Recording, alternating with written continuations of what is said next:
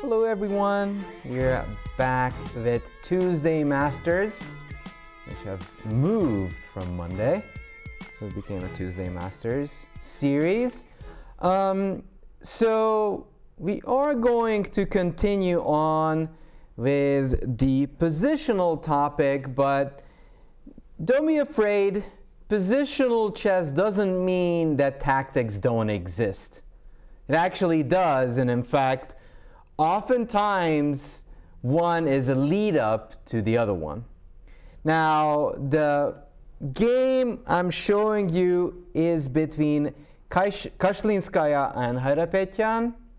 Now, Alina Kashlinskaya, she is a Polish Grandmaster and married to Radoslav Wojtaszek. He's a Polish champion and also was seconding Vichy Anand for his matches.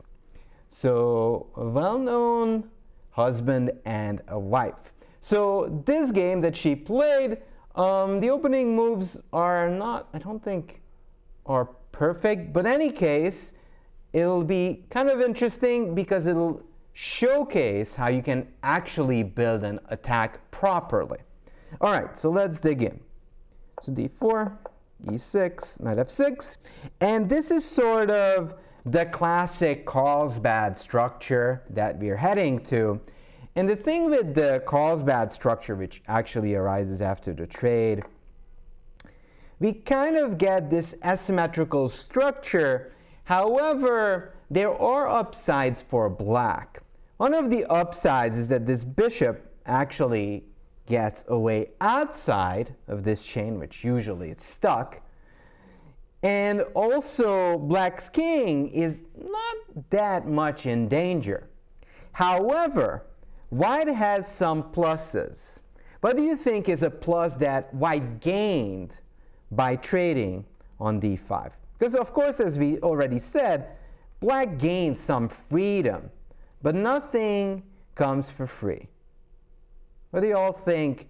What did white gain with this trade? Because obviously, why would you do this trade if it would be detrimental to your position? There has to be a plus side. Now, of course, here comes the generic, oh, the minority attack. Yes, it's true. Minority attack does exist, but you're sort of getting around my question. You're rehashing all the things you know, and that's true, and it calls bad.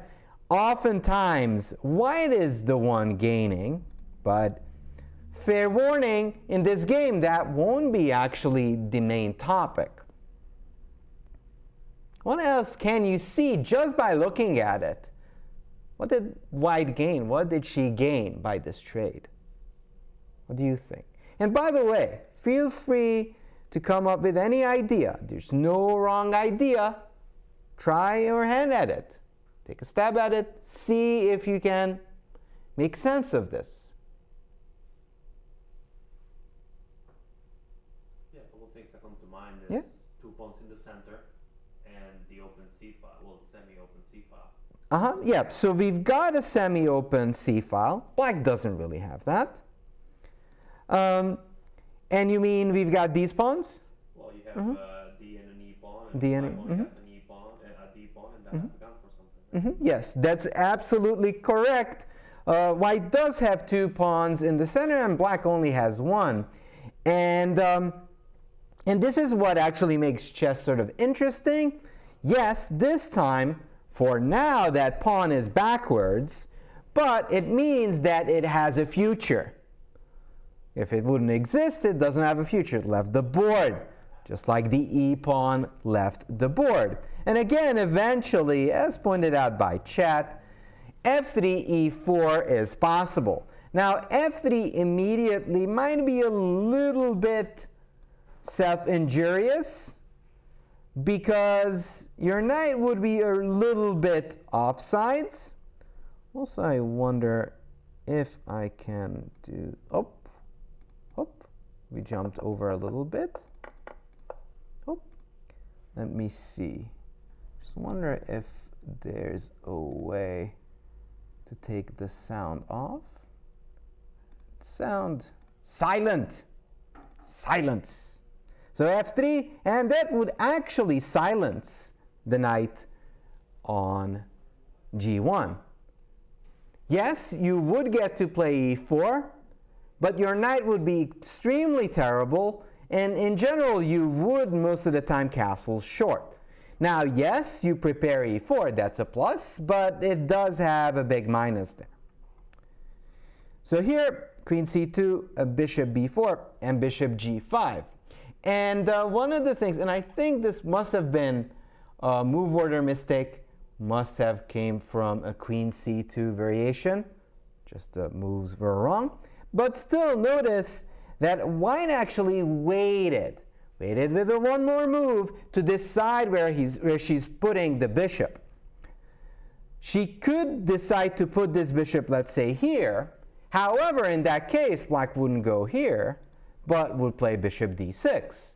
Just immediately go after the bishop on f4, trading it off. And of course, when you're behind and you don't have as much control of the center, every trade favors the weaker side. But here, after queen c2, black commits to bishop b4, and now she goes bishop g5 and pins. And now you can actually see the upsides. Black actually already committed the bishop to b4. So the bishop is not unpinning.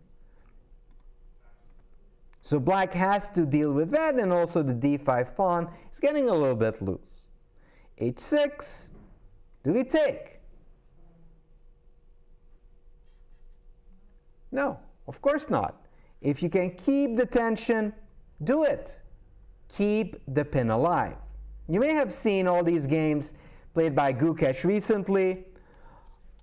Even him and many of the other top players, they try to keep the tension on as long as possible, trying to stretch the defenses.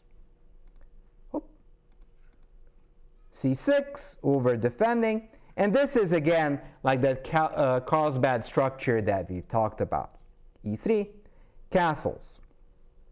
Okay, so the interesting part, and someone in chat said they're not classical and like close players playing all these d4 systems, but there's an upside for d4, all these close systems. You've got multiple ways of playing a position. So what type of formations would you guys choose here for white? And again, you know, feel free to throw around ideas.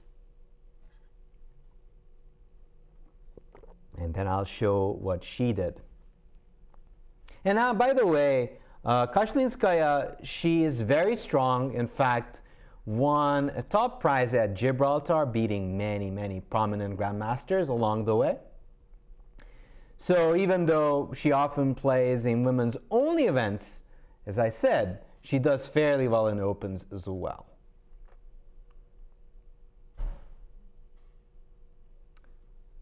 So one idea, of course, is to get the knight to e5. What else can white do?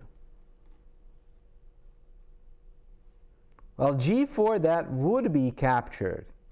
Like one thing for sure in chess, if you donate pawns or pieces, your opponents are going to capture it. That's a guarantee. I've tried this method. It works for my opponent. They capture.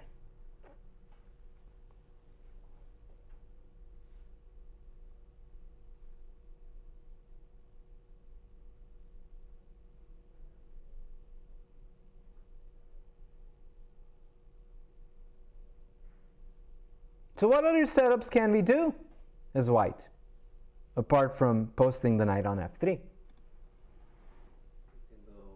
go bishop d3 and knight e2. Bishop d3, knight e2. So this is actually the setup. She started with this, did follow up with knight f3 later, but all that said, we still have to mention this idea. this bishop d3, knight e2 idea. In fact, what Kasparov played most of the time. And this kind of says, okay, the reason I delayed getting my knight out is to be able to put the knight on e2, support the c3 knight, and eventually maybe expand with f3, e4.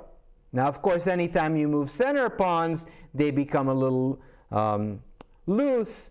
However, that's the upside. If they start rolling, you will have the space advantage, the advantage in the center, and most likely to win. Now, in this game, Hayrapetyan went back, bishop e7, and bishop e7 I do not like. If you actually move your bishop out and then you go back, that's something that's a luxury to do, especially when you're playing the dark side. When you're playing white, you can get away with losing time. But when you do these bishop stutters with black, there will be consequences. You're already down a tempo, now you're down 2 tempos. So white goes knight f3. And I don't think I prefaced this, but if you read the title, like you should read with every book title, anytime I read a book, I read the title. That's what I do. You should do the same with every lecture. Now, this lecture is called Pillsbury Knight, a Positional Delight. So we all know where her knight is headed. Right? E5. E5, of course. The knight is heading towards e5. And that's actually a very nice outpost because, well, for one thing, our pawn is somewhat of a semi-backwards pawn on e3. It's not a big deal for now because this pawn on f2 is defending it. But later on, it might actually become important. So knight f3, castles. Again, notice no one's really rushing to get center squares. You want to make sure your king is safe first. And that's why she castles first. Knight d7. Okay, so chess is mostly about understanding what your opponent is trying to accomplish. Now, black, of course, is struggling with space. He doesn't really have that much to work with. This bishop is sort of stuck, and then this knight isn't ideally placed either. And therefore, any trade black could get, black would be really happy about that. So let's say I make a random move for white. Let's say she goes here. How can black try to untangle just a little bit? What I mean is try to trade pieces and make life a little bit easier for himself. And by the way, rook to b1 is not at all an idea and move that's a nonsense.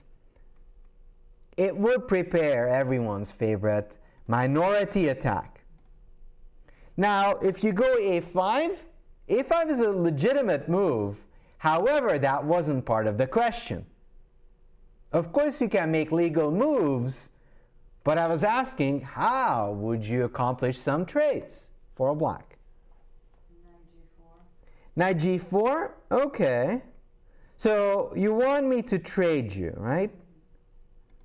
But of course, I'm not going to want what you want. I'm going to move my bishop away. If you go here, I move my bishop. But I like your idea. Are you trying to trade on the next move, or can it be a trade in like a couple moves? As soon as possible. Knight e4. Knight e4? Okay, very nice. Knight e4 is actually a typical idea. You are double attacking on the bishop. If the bishop moves here, well, say hello to my little friend. Can take your bishop. And now at least black gets the bishop pair. That's something. And if you take here, we capture back with the queen, of course. And this is sort of like a serve and volley, but in chess.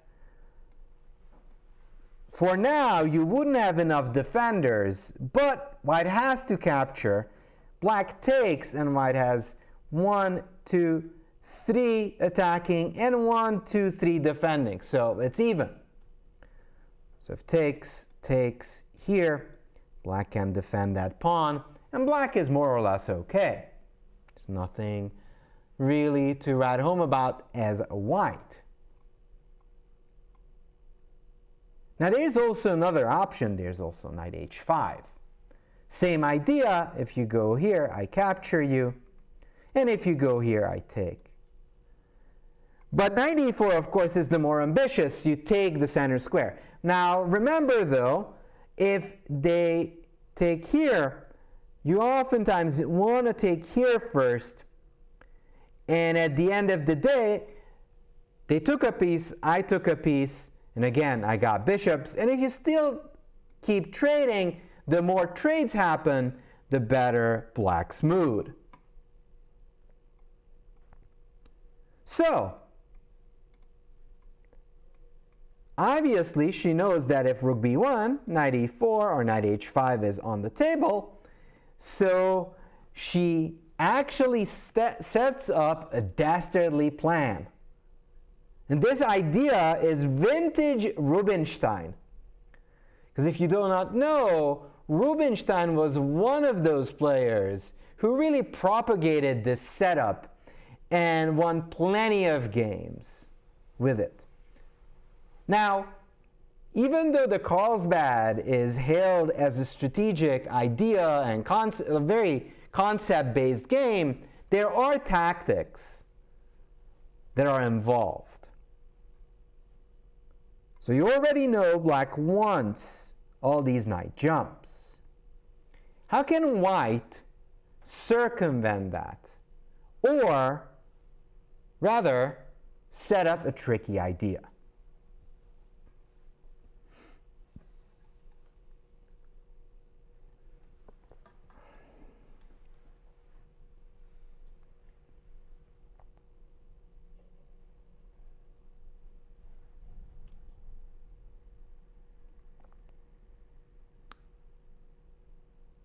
So if you want to be a defiant child, you don't want the bishop trade, right? How can you accomplish that? How can you become the defiant one?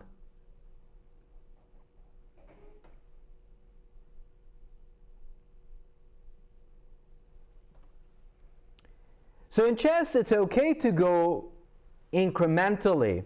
You don't necessarily have to figure out everything. I think that's a misconception of many players, especially beginners. They think, oh, I have to figure out everything. You can go move by move. It's, as far as I know, not illegal.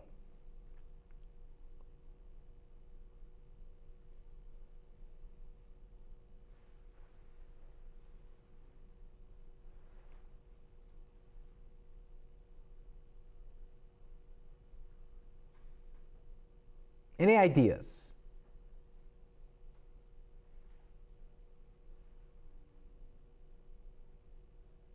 What move would come to mind?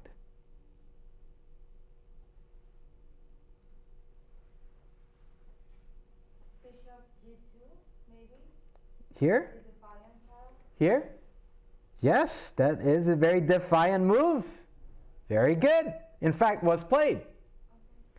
Now, so oftentimes you're all filled with doubts, right? Like, I make this move, but what if this, right? So you make the move, and then something pops into your head. But wait! Yes, they can go knight e4. Why not? Well, we'll capture it multiple times, and there's not enough defenders. We've got plenty of attackers on the e4 square. So good for Kashlinskaya. But what if the pony goes to h5? They're trying to trap the bishop. They're saying, okay, you move your bishop. You don't want to trade it, but I want to take it. Right, so after bishop e5, aren't you worse? Bishop e5. I see nothing wrong with bishop e5. It's a completely legitimate move. Is that not the whole point of going back to g3? So, just because there's a good move, there could be better ones in the position.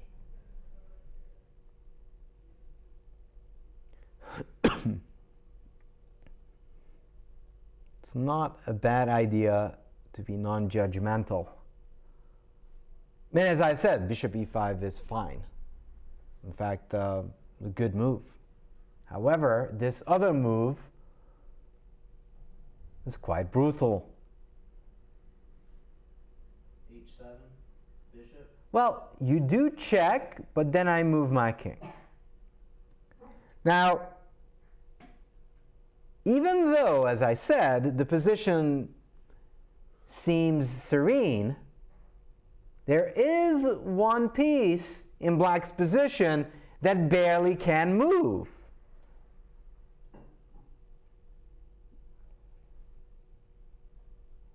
It's like a mom that has just too many children around it.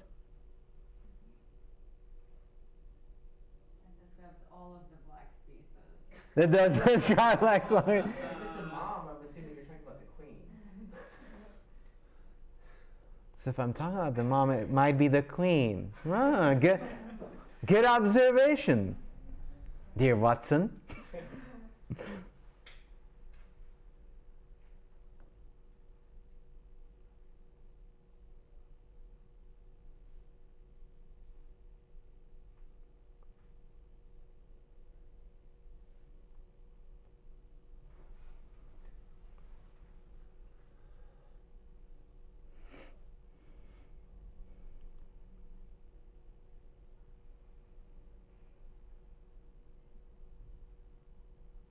Come on, y'all see this.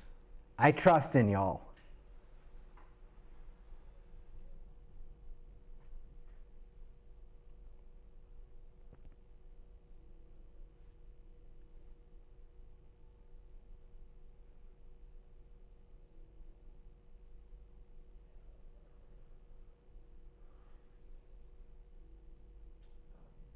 What about knight takes d5? Mm-hmm. But I take your pony. And then the bishop up to c7. Exemplary work. The queen is trapped, and it's nighty-night. Very nice. Now there is one little tidbit. If they take the bishop, then we do what? Take their bishop is check. Yep. And then we win the pawn. Gao also found it. Well done, all those people who found it. So, and by the way, you might be saying, oh, what a cheap trick. I've seen so many grandmasters fall for this one because they just imagine, oh, it won't happen to me. And guess what happened to them? They fell straight to this knight takes d5 idea. Now, of course, it didn't happen in this game. This was more of a hard-fought game. Knight h5, then there's knight takes d5, and you can see black's main issue is the lack of space, right? Black is sort of struggling there. So knight h5 did not happen. Knight f8. We go h3, so the bishop can hide away. So if you go here, I can just move. Bishop d6. Here comes the move we all been craving this whole lecture. Knight e5, of course. Knight e5. And one of the hard parts for black is that he has to somehow untangle. But there is no perfect way of untangling without exposing some weaknesses. when black moved the knight to f8, that actually gave a little chance for this bishop to breathe, right? But that actually allowed her to plant her knight on e5, making our pony the Pillsbury knight. Everyone's delight. Knight e5, black goes queen e7.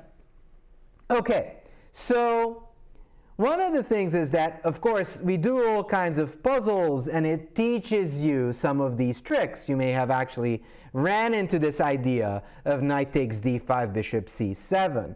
However, in order to become a well-rounded chess player or a well-rounded coffee house player, whichever, you sort of have to understand that you have to learn the basic principles and ideas to actually be able to execute this plan. If you did not know about the Carlsbad, it doesn't matter that you saw this idea of knight takes d5, you will not arrive at this position at this exact moment. So without proper education, without learning the proper openings, it's going to be very difficult to improve as a player. You might be wondering, okay, Denes, does the chess club does anything about that? Thank you for asking. We actually have a theme tournament coming up in mid-February. We are going to examine an opening. We're going to have a lecture on it. And then we have a theme event with prizes. So you may want to check that out here at the chess club. Now, after this little detour, it's time for us to come up with ideas. It's one thing to have a beautiful knight on e5, a true Pillsbury knight, but by in itself, it's not going to win you the game, right?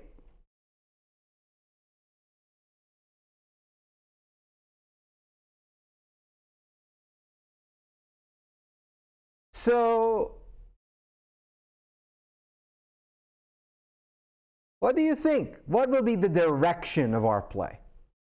Any advice is accepted.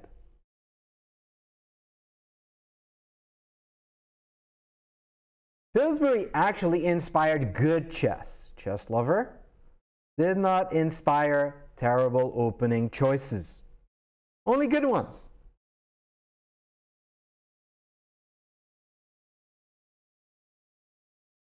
Now, f4 is thrown in here. Now, I can see the intentions of f4, but what could be a potential downside of pushing that pawn? Yep, it does leave that e3 pawn dangling and hanging over there.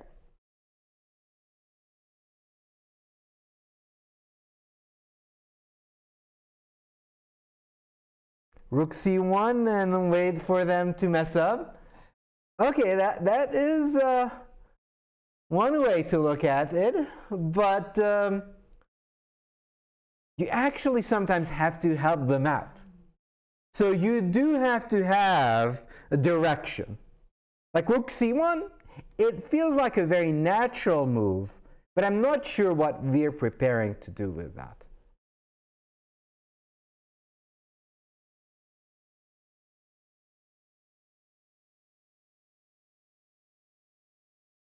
So if you move your bishop actually was guarding the knight, right? Then they would capture and they win the pawn. So sometimes it's enough. Yes, go ahead.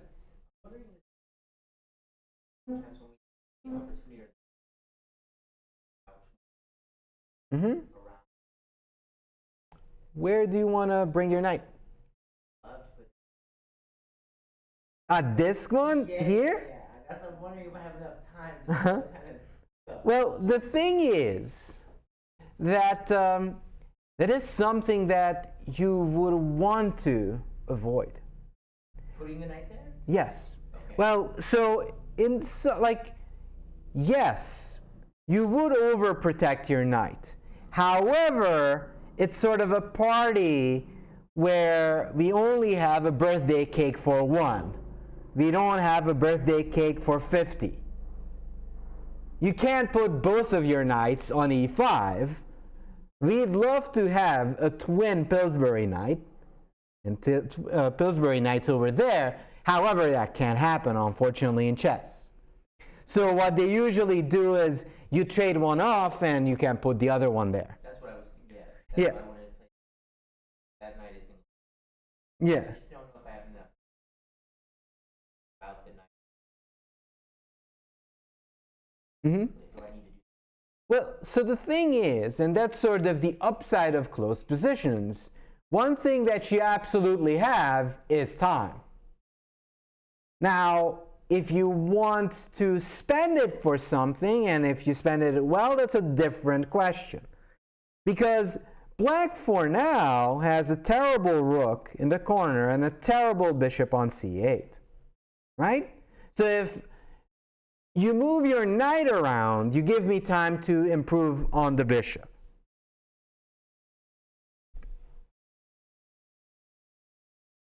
So a little bit of prophylaxis, that's what I'm looking for. So I don't mind the aggressive chat that I'm seeing, and people are in an aggressive mood, I can tell. It's Tuesday after all. But, you know, prophylaxis. I mean, you can trust it. Kashlinskaya will throw some caution in the wind. Which rook? Rook e1. Very nice. So I had the chat suggest e4. The whole thing is, if you go e4, first of all, this is a risky business. You are giving up a center pawn. Rather, trading a center pawn. Now, is trading center pawns good for anybody? Good, bad? It's usually sort of fine for both sides. But here, after this trade, notice that you are kind of saddled with a pawn on d4 that's undefended. Yes, you've got plenty of control in the center, but that's merely compensating for your deficiency on d4.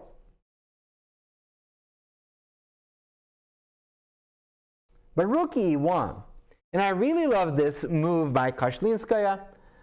Alina is actually saying, okay, I haven't quite decided yet how I'm playing this position. Rook e1 is preparing ideas without explicitly stating what she's going to do next.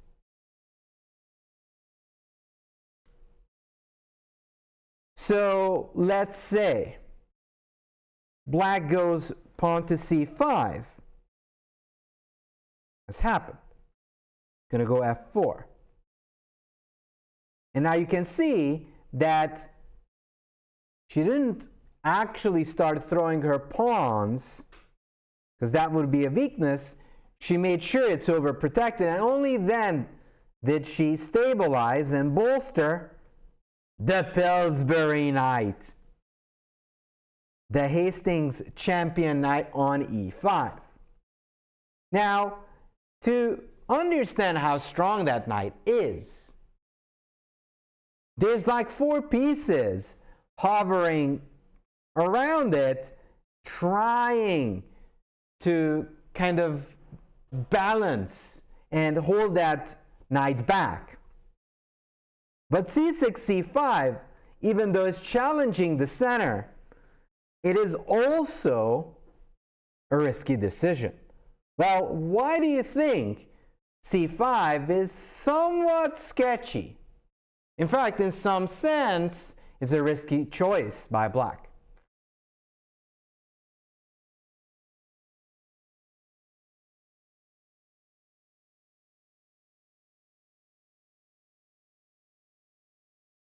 Now, c5 is trying to undermine d4. I'm not saying c5 doesn't have a point. Of course it does. But there's a downside. The queen will be pinned, yes. But, I mean, the queen could have been pinned anyways.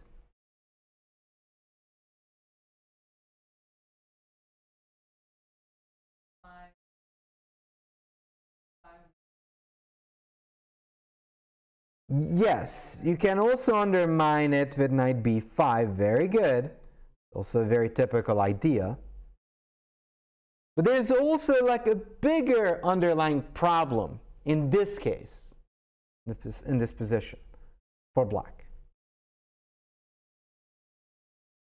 And you may notice that this is mostly focused on structure. Yeah. Mm-hmm.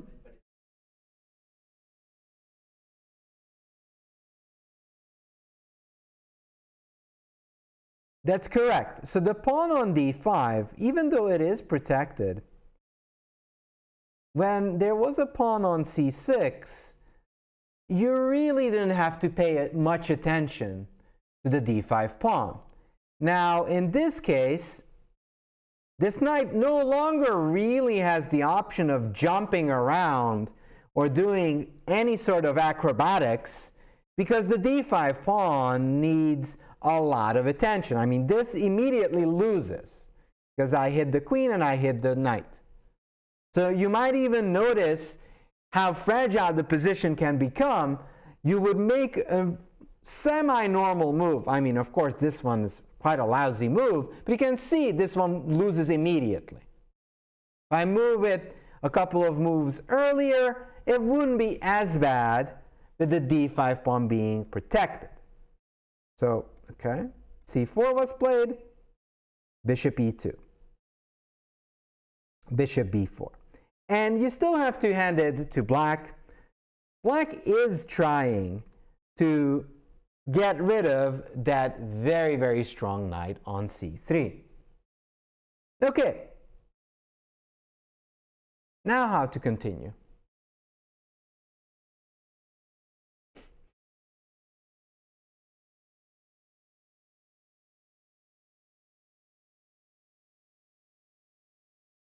How would you attack the d5 pawn? Yeah, bishop f3 is very good.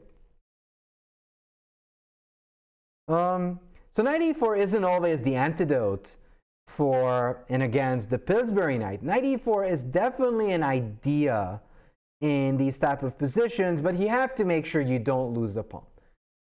Even as I said earlier, it didn't work, but if you go way back, as you remember, knight e4, whenever it works tactically, it is a plan in Carlsbad structures.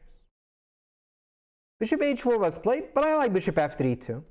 Now, one thing to remember, especially when we're talking about all these suggestions and ideas, just because a move is not played doesn't mean they're bad, or sometimes they're actually stronger than the move played in the game.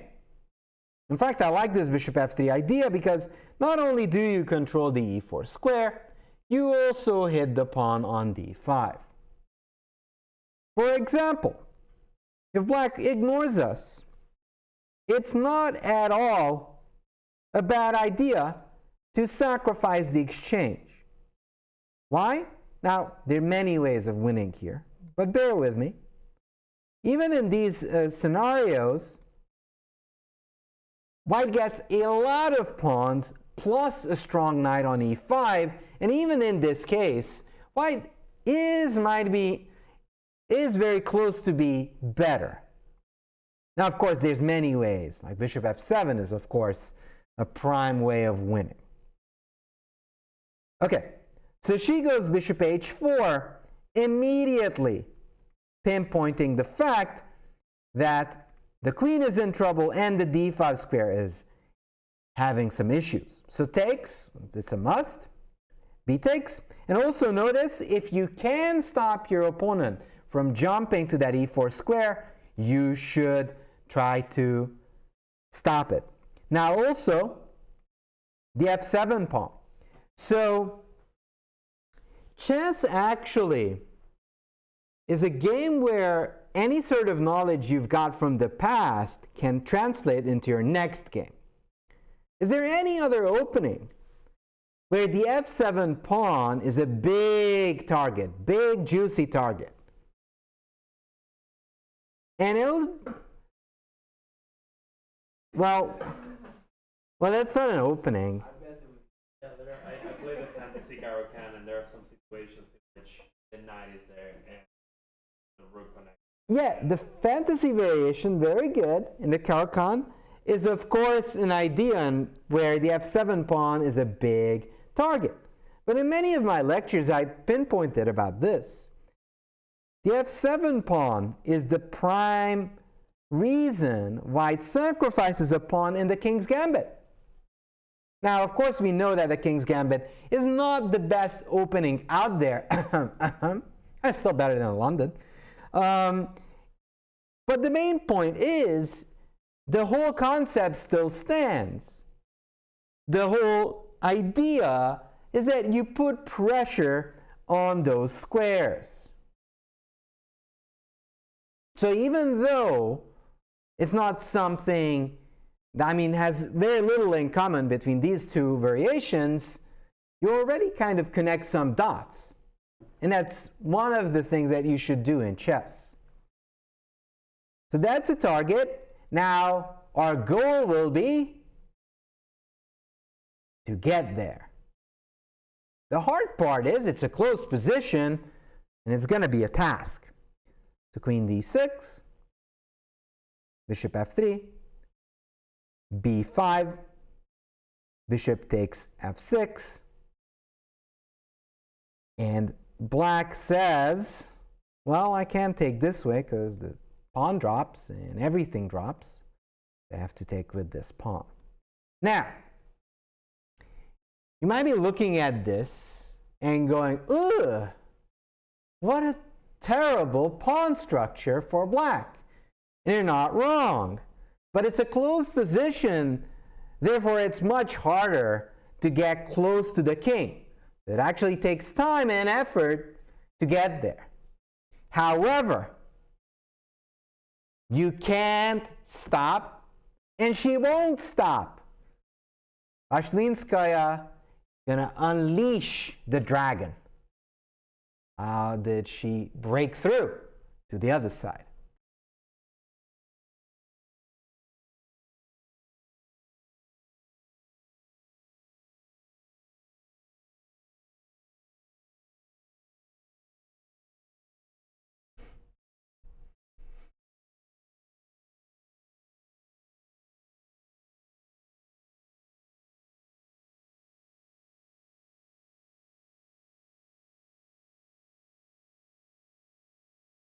Notice if we dilly-dally, black is going to get his pieces out. So time is not on our side in this case.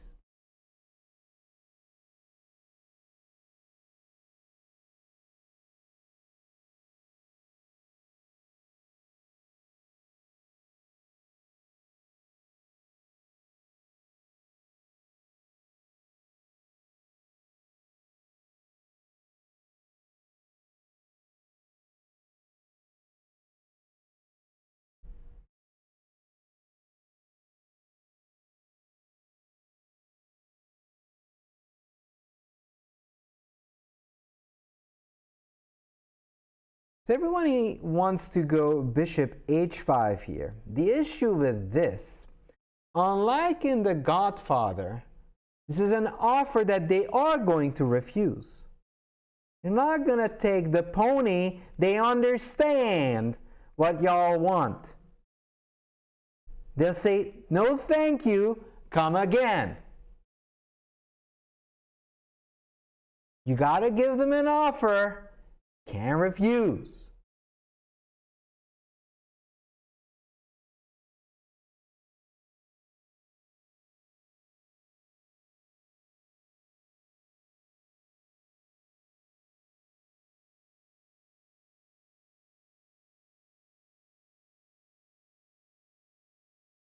Take that pawn. Knight takes f7. As Tracy pointed out correctly, it's time to sacrifice that beast.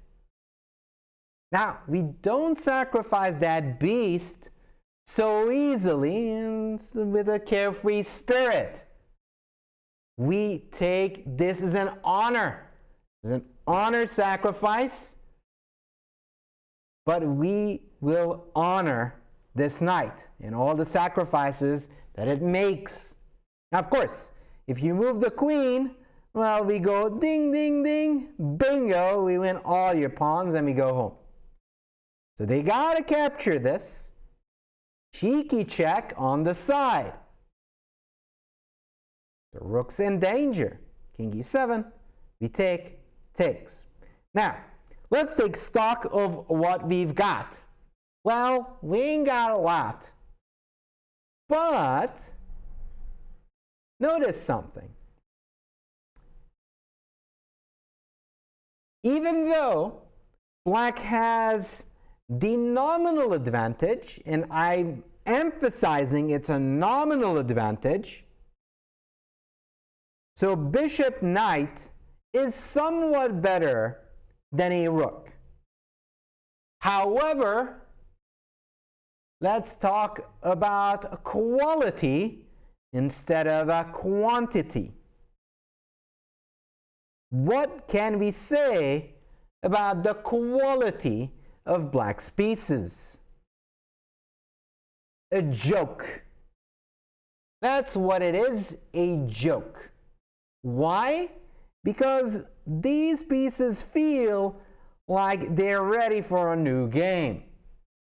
Yet to develop, and that's not a good thing. Also, which is kind of a red flag, this king cannot castle anymore. This king actually has been to places and wandered back to its home.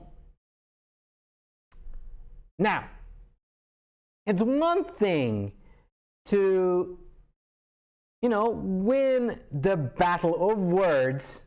You've got to prove the point on the chessboard. How can we expose black's less than sturdy play in this case? e4, of course. Why? Well, rooks want open files. If they go a5, well, the funny thing is, but not in each and every case. You always kind of pick and choose what you prefer. Here, in fact, rolling down like Proud Mary is even better, because that bishop is now dead forever. It's completely useless.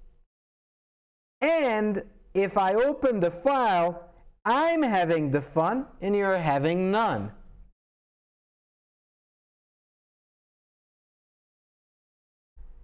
Now, often we are tempted to capture whatever comes our way. And this would feel like a reasonable choice, but it would be a mistake, because this bishop, in the previous example, didn't have any perspective. This bishop, in this case, has the point of actually showing up, capturing the pawn, and having a long diagonal to work with. So pieces are often as strong as big of a perspectives they have on the chessboard. And you won't learn this just by solving puzzles. You have to experience the game itself to come to these conclusions.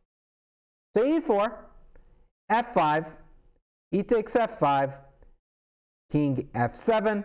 Now notice that the reason she's happy to take that way, it still kind of blocks the bishop off.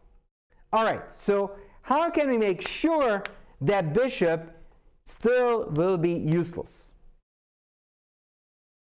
Want some suggestions? How can we make that a certainty?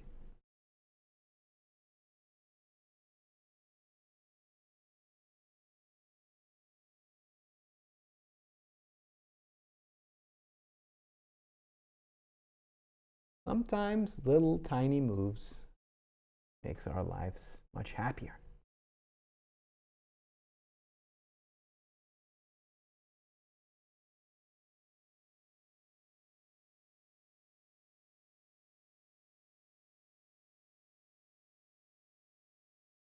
Yeah, I really like the idea of rook e5. Okay, g4. How many of you are a fan of pawn to g4? Not with the queen on the board? A bit risky. Okay. Yeah, rook e5 is a very nice centralizing move. g4 is what I would call edgy, very edgy chess. Bad? No. Edgy for sure. But it definitely comes with a health advisory that your king might just get a cold or a flu on worse days. It's going to get very breezy around there. The rook e5, indeed.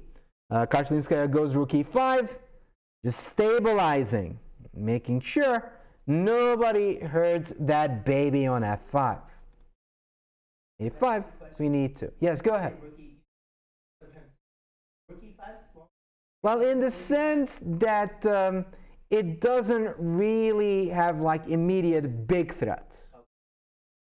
It mostly stabilizes the situation.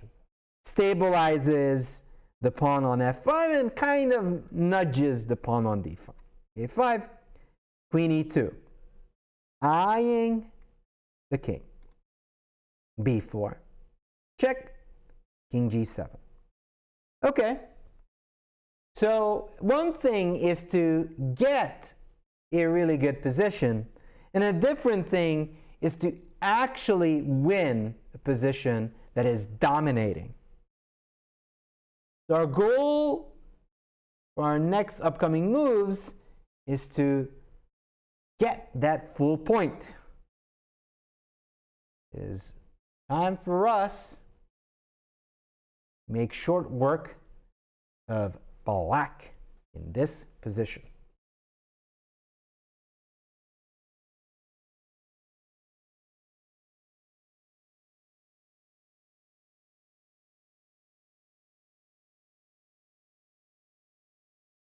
Rook f3, that is correct. Now, the funny thing is, if I'd say, oh, tactics, puzzles, go, what would be your move?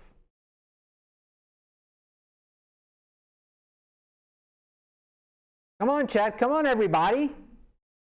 Go. Trick time. What's a tricky move here?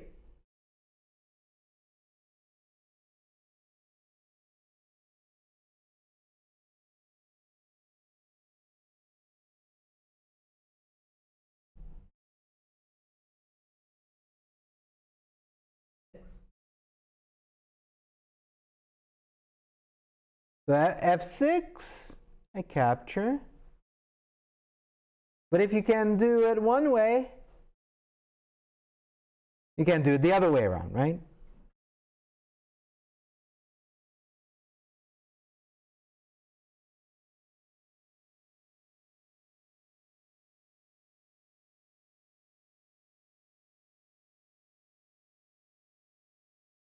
Now, actually, this is how it really feels in chess. When you're playing a real game,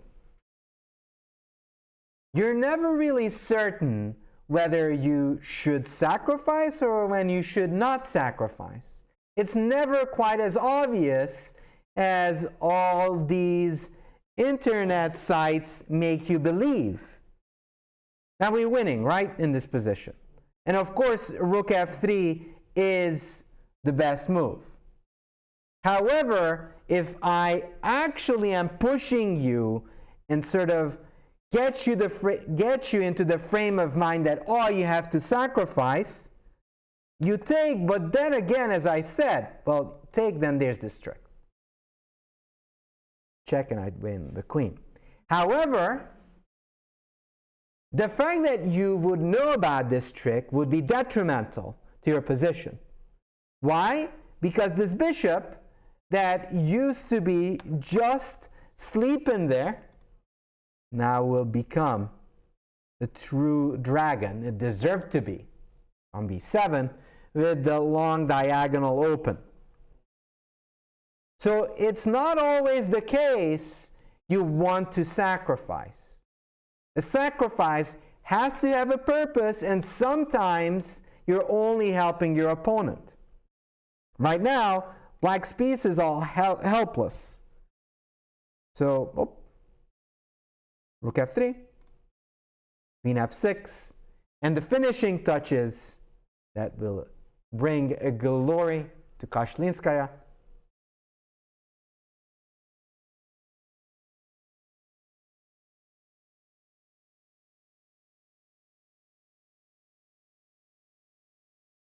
We're really close. We're almost there. Just at the finish line. Check, I move my king. Move my king here.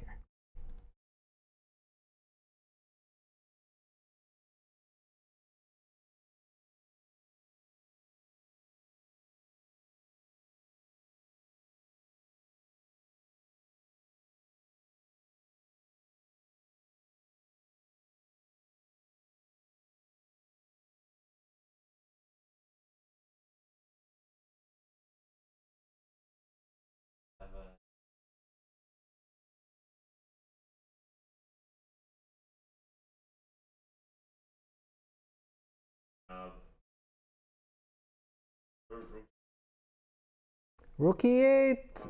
Well, the knight will still cover that square. But you're looking in the right direction. Black is on the precipice of disaster.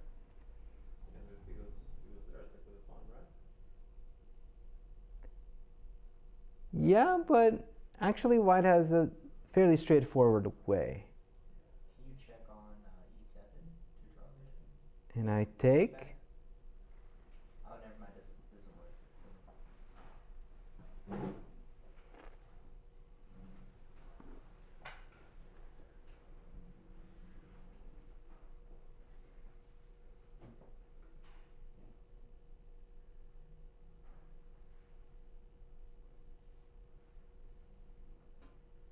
Do we sack the rook on Rook g6?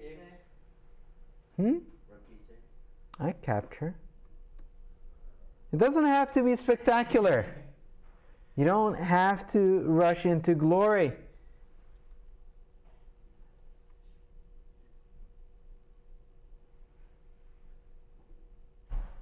But doesn't it work though? Like we take with the pawn, check. But the king moves. So here I just ignore you. So I don't have to capture. Yeah, here this would work.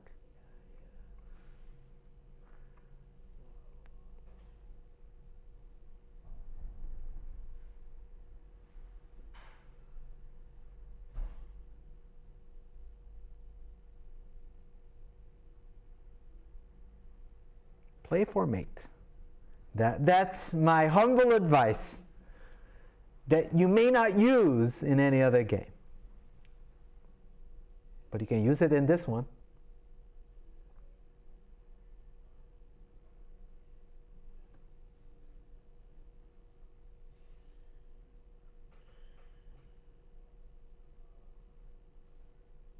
Queen g4. Very good. And if I go here, trying to stop the mate,